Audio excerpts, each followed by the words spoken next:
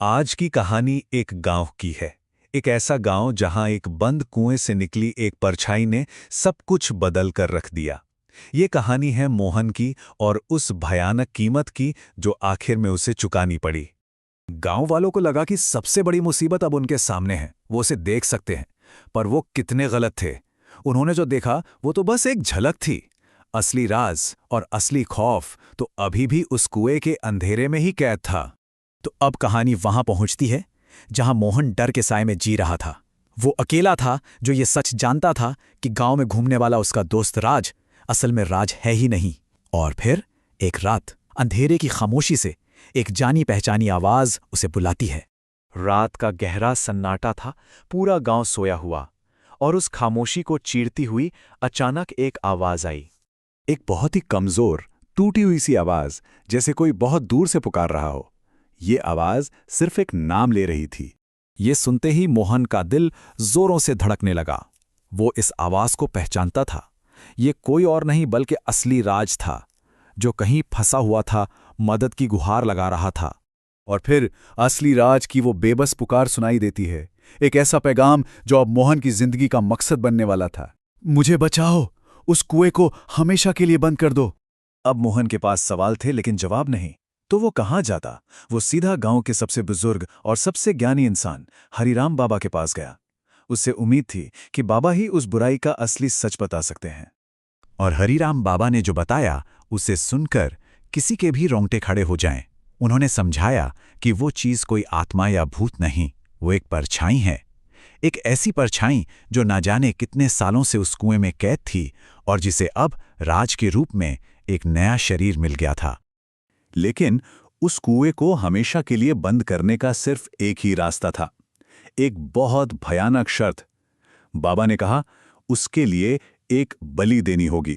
बस ये शब्द हवा में एक खौफनाक सन्नाटे की तरह तैरने लगे। मोहन अब सब समझ चुका था। उसे पता था कि उसे ही कुछ करना होगा। और बस अमावस की उस काली रात में वो अकेला निकल पड़ा, सीधा उस कुएं की तरफ, उस नकली राज का सामना करने जहां उस परछाई की सारी ताकत बसती थी। तो बस अब आमना सामना होना ही था। एक तरफ था मोहन, जिसके दिल में डर तो था पर इरादा पक्का था कि कुएं को बंद करना है। और दूसरी तरफ थी वो परछाई, क्रूर, घमंडी, जो उसे किसी भी हाल में रोकना चाहती थी। जैसे ही परछाई ने मोहन को ताना मारा, तभी कुएं के अंदर से असली राज की आवाज आई। एक चीख, एक इशारा, यही वो पल था। और बस मोहन ने अपनी पूरी ताकत से कुएं का ढक्कन धकेलना शुरू कर दिया। और जैसे ही उसने ये किया, उस परछाई का असली घिनौना रूप सामने आने लगा। उसका चेहरा काला पड़ने लगा, भयानक, और उसकी आंखें वो पूरी तरह से काली हो गईं। मोहन ने अपनी बची खुची सारी हिम्मतें की और जोर से ढक्कन बंद कर दिया। एक भयानक चीख पूरे इलाके में गूंजी, ऐसी चीख जिसने शायद धरती को भी हिला दिया हो। और फिर चीख के थमते ही सब कुछ शांत हो गया।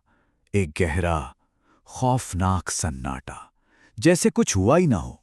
लड़ाई खत्म हो चुकी थी। अगली सुबह जब हुई तो गांव में एक अजीब सी शांति थी। परछाई का खौफ खत्म हो चुका था, कुआं बंद था, सबने चैन की सांस ली। लेकिन एक चीज ठीक नहीं थी। तो देखिए हुआ क्या। कुआं तो हमेशा के लिए बंद कर दिया गया था। ऊपर से भारी पत्थर भी रख दिए गए। गांव वालों को लगा कि चलो बला टली, परछाई जा चुकी थी। पर एक सवाल सबके मन में था, मोहन कहाँ है? वो कहीं नहीं था। और अब कहानी का वो हिस्सा आता है जो सबसे ज्यादा डरावना है। कुएं को बंद करने की असली कीमत अब सामने आने वाली थी। उसी रात एक आदमी उस बंद कुएं के पास से गुजर रहा था और उसे एक आवाज सुनाई दी, बहुत हल्की, जैसे अंदर से कोई नाखूनों से पत्थर को खरोच रहा हो।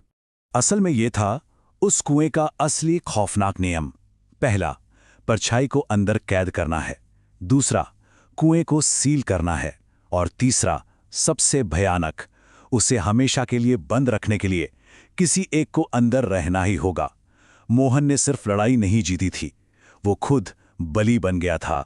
जब उस आदमी ने कान लगाकर और ध्यान से सुना तो खरोचों की आवाज के बीच उसे दो नाम सुनाई दिए, धीरे धीरे, राज और मोहन। अब सब साफ था। कुएं के अंदर अब 2 लोग कैद थे। कहते हैं आज भी अगर कोई अमावस की रात में उस कुएं के पास जाए और कान लगाकर सुने तो अंदर से एक आवाज आती है, एक सवाल जो हर सुनने वाले की रूह कपा देता है, क्या कोई हमारी जगह लेगा?